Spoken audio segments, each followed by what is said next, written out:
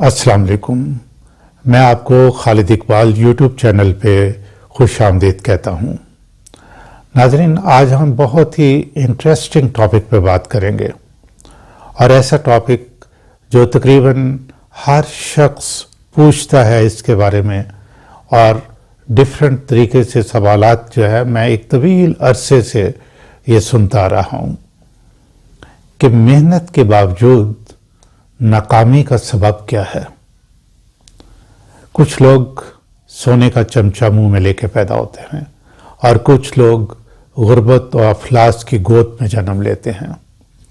फिर वक्त का पहिया घूमता है और हम देखते हैं कि सोने का चमचा मुंह में लेके पैदा होने वाला बच्चा एक आमियाना सी जिंदगी गुजार रहा है और भूख और अफलास देखने वाला, जिसको कि बचपन में सही तरीके से खाना नहीं मिलता, स्कूलिंग नहीं होती, वो दुनिया के अमीर तरीन लोगों में शामिल होता है।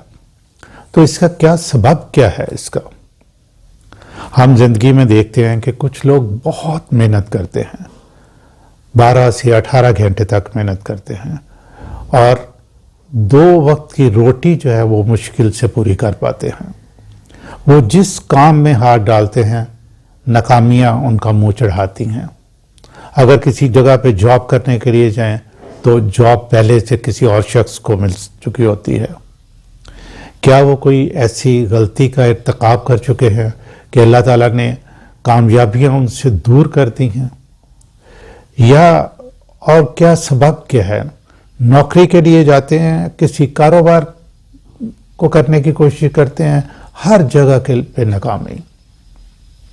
और कुछ लोग ऐसे भी हैं कि जहां जाते हैं जॉब उन्हीं का इंतजार कर रही होती है। जिस काम को शुरू करते हैं उसमें कामयाबियां ही कामयाबी होती हैं। हालांकि देखने में वो बहुत इंटेलिजेंट लोग नहीं हैं, तालीम भी कुछ ऐसी नहीं है। ये मेरी ज़िंदगी का ज़ाती तजर्बा है जो कि कुछ मैं आपको बता रहा हूँ। नाज़रीन, कुछ लोग मुसलसल मेहनत करते हैं। यहाँ मैं आपको एडिसन की मिसाल देना चाहूँगा, जिसने बल्ब ईजाद किया। उसने 999 तजर्बात किए और उसके बाद जो 1000वां अटैम्प्ट था उसमें वो बल्ब बनाने में कामयाब हुआ। और जब एक सहाफ़ी उसका इंटरव्यू कर रहा था तो उसने पूछा कि एडिसन, ये 999 मरतबा तुम फेल हुए हो इस तजर्बे में, तो क्या तुम्हारी फीलिंग्स क्या हैं? तो उसने बड़ा स्ट्रांगली कहा कि मैं बिल्कुल फेल नहीं हुआ और ये नाकामियां नहीं है, ये तो स्टेप्स थे कामयाबी की तरफ जो है, और मुझे ये कामयाबी हासिल करने के लिए 999 स्टेप्स जो ना ऊपर आना पड़े। तो नाज़रीन, इसके अंदर जो समझने की बात है वो ये है कि एडिसन का एटीट्यूड जो ना ये बहुत इम्पॉर्टेंट है किसी भी कामयाबी के अंदर जो है। आपने बेशुमार पाकिस्तानियों की स्टोरीज सुनी होंगी, बग़ैर तालीम के, बग़ैर किसी सरमाए के और बाज़ औक़ात तो बग़ैर लीगल डॉक्यूमेंट्स के वो दूसरे मुल्कों में गए, होटलों में बर्तन मांजे, अखबार बेचे, छोटे मोटे काम किए और आज बेशुमार पाकिस्तानी जो हैं ये इंटरनेशनल लेवल पे जो बहुत ही ज़्यादा पैसे वाले लोग, कारोबारी लोग जो हैं वो समझे जाते हैं। नाज़रीन, 2 बातें बहुत अहम हैं। पहली, इस कायनात में जो कुछ है वो अल्लाह ताला का है और उसके नवाजने के और देने के अंदाज जो हैं वो मुख्तलिफ हैं। वो जिसको चाहता है, ख्वाह वो फर्द हो, माशरा हो, कोई कौम हो, कोई मुल्क हो, रिज़्क़ के दरवाजे खोल देता है और जिस पे चाहता है रिज़्क़ तंग कर देता है या दरवाजे बंद कर देता है। इस बात को हम यूँ समझ सकते हैं कि एक दफ़ा नबी आखिरुल ज़मान हज़रत मोहम्मद सल्लल्लाहु अलैहि वसल्लम तशरीफ़ फरमा थे और कोई साहब खजूरें तोहफ़तन लेके आए। तो آپ نے صحابہ سے پوچھا کہ یہ ساری کھجوریں میں آپ میں تقسیم کرنا چاہتا ہوں، آپ یہ بتائیں کہ یہ میں کون سا طریقہ استعمال کروں، اپنا یا رب العالمین کا؟ سب نے سوچا اور کہا کہ جی یقیناً رب العالمین کا طریقے سے آپ کھجوریں تقسیم کریں۔ تو انہوں نے کسی کو ایک کھجور دی، کسی کو 2 دیں، کسی کو 1 مٹھی دی، کسی کو 2 مٹھیاں دی، اور کوئی جو ہے وہ منہ تکتا رہ گیا۔ تو صحابہ نے پوچھا یا رسول اللہ صلی اللہ علیہ وسلم یہ کیا؟ تو انہوں نے کہا کہ اللہ کا طریقہ تو یہی ہے، اللہ بے پرواہ ہے، ہر چیز اور عمل میں حکمت سمجھنے اور جاننے والا۔ دوسری بات، اس نے کائنات کا نظام چلانے کے لیے سسٹمز بنائے ہیں۔ قرآن پاک میں ان سسٹمز کا ایک دفعہ نہیں بے شمار مرتبہ ذکر کیا گیا ہے۔ آپ تفصیل جاننے کے لیے میری ویڈیو دیکھیں غور و فکر، میں اس کا لنک جو ہے اینڈ پہ دے دوں گا، تو اس میں آپ کو سسٹمز کے بارے میں پتہ چلے گا کہ اللہ تعالیٰ نے کس طریقے سے کتنی مرتبہ سسٹمز کا ذکر کیا ہے۔ ہر چیز ایک سسٹم کے تحت کام کر رہی ہے۔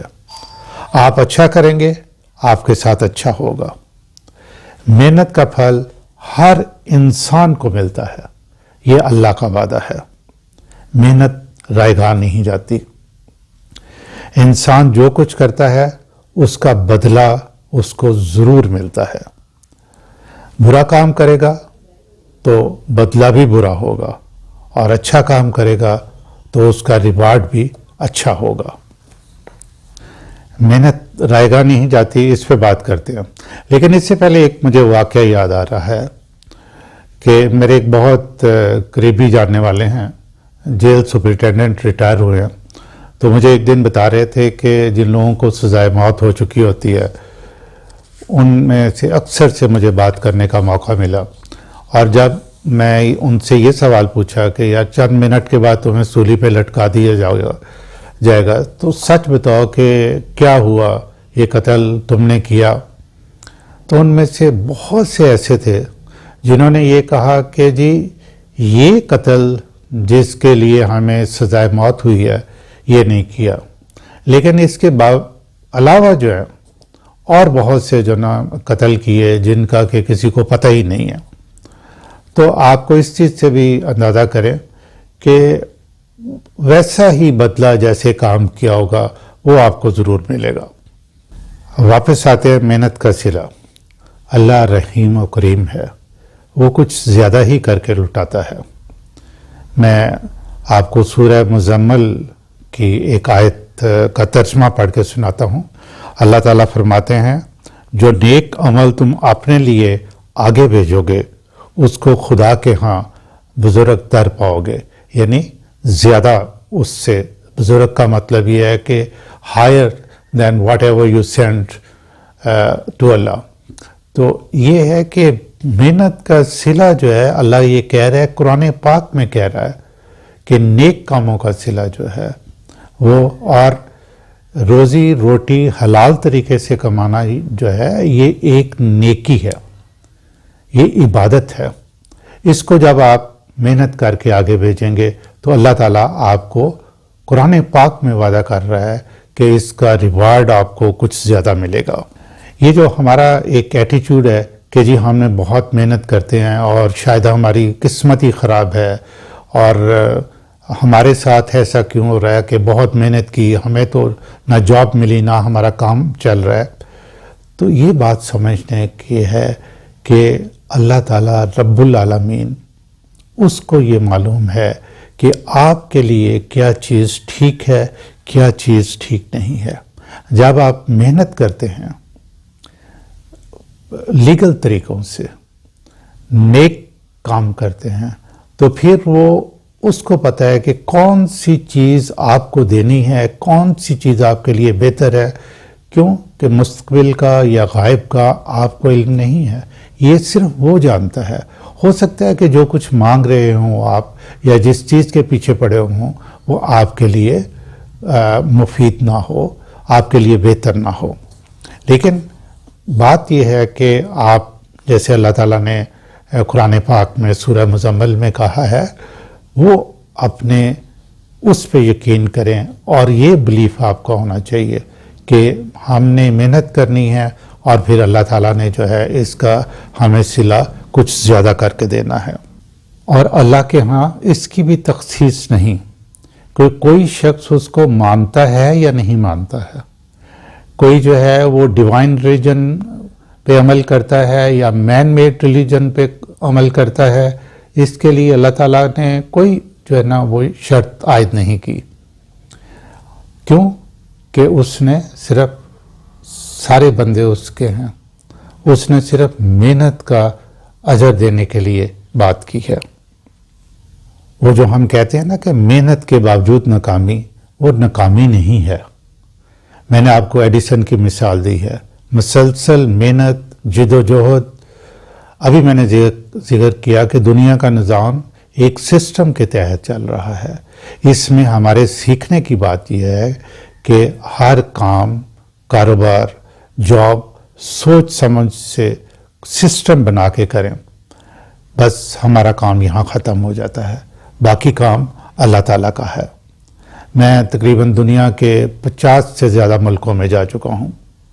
مادی طور پر ترقی یافتہ ملک، ایک بات مشترک ہے، اور وہ کہ سخت محنت، رولز اینڈ ریگولیشنز کے مطابق، خواہ وہ فیکٹری میں کام کر رہے ہوں یا سڑک پہ چل رہے ہوں، رولز اور ویلیوز اور ایتھکس کا خیال رکھنا ہے۔ یہ رولز اور ریگولیشنز جو ہے نا، یہ ہر لیول پہ ہیں، مثلا فرد کے لیول پہ ہیں، آرگنائزیشن کے لیول پہ ہیں، کوئی منسٹریز ہو اس کے لیول کے میں ہیں، پھر ملک کے لیول پہ ہیں۔ یوں اللہ نے ان کی محنت کا ثمر جو ہے نا ان کو دیا ہے۔ ہم پاکستان میں رہنے والے مسلمانوں کو ایک فوقیت حاصل ہے۔ میں پاکستان کے مسلمانوں کا علیحدہ سے ذکر اس لیے کرنا چاہتا ہوں کہ میں جب بھی محنت اور ریوارڈ کی بات ہوتی ہے تو لوگ مشرق وسطیٰ کے جو مسلمان ہیں ان کی مثال دیتے ہیں کہ جی ان کی جو اپنی محنت ہے وہ بہت کم ہے، لیکن ریوارڈ جو ہے نا وہ بہت زیادہ ہے، حالانکہ وہ ویلیوز اور ایتھکس کو کوئی زیادہ لفٹ نہیں کراتے۔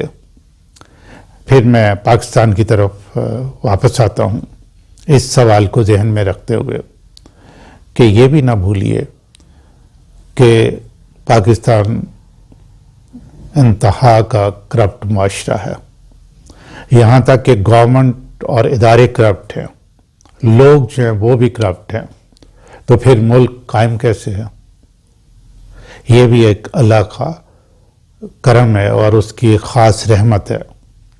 یہ دونوں علیحدہ علیحدہ سوال ہیں کہ مشرق وسطیٰ کے جو مسلمان ہیں اور یہ جو پاکستان کے اندر مسلمان ہیں، ان کی جو حرکات ہیں یا جو ان کا وے آف لیونگ ہے، جیسے کہ یہ کسی رولز ریگولیشن پہ عمل نہیں کرتے، ان کے لیے ایک علیحدہ علیحدہ جو نا ویڈیو درکار ہے۔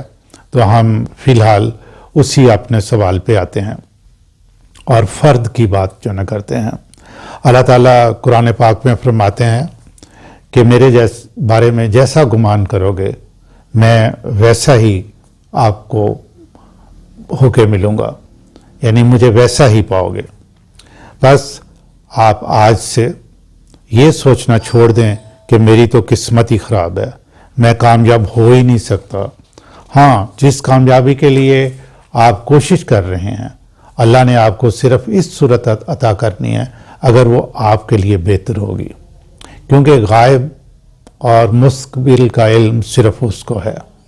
اس لیے اگر محنت کے باوجود آپ کو کچھ نہیں ملتا تو یہ ایمان رکھیں کہ آپ کے لیے بہتر یہی تھا، لیکن don't give up, direction change کریں اور دوبارہ سے اور طریقے سے کام کرنا شروع کر دیں، اور یہ رکھیں کہ میں نے جو ہر لمحہ جو آپ نے خرچ کیا، محنت کی، اس کا اجر آپ کو اللہ تعالیٰ نے دینا ہے۔ ناظرین، یہ نقطہ اہم اور سمجھنا کیا ہے کہ ہماری ذمہ داری جو ہے وہ اللہ تعالیٰ نے خود اٹھا لی ہے۔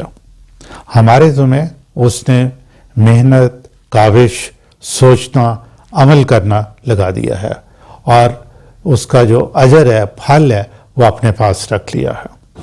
ٹھیک ہے، آپ اپنا ایمان مضبوط رکھیں، اور یہ 2 مثالیں جو میں ابھی آپ کو دینے والا ہوں آپ اس سے سیکھیں.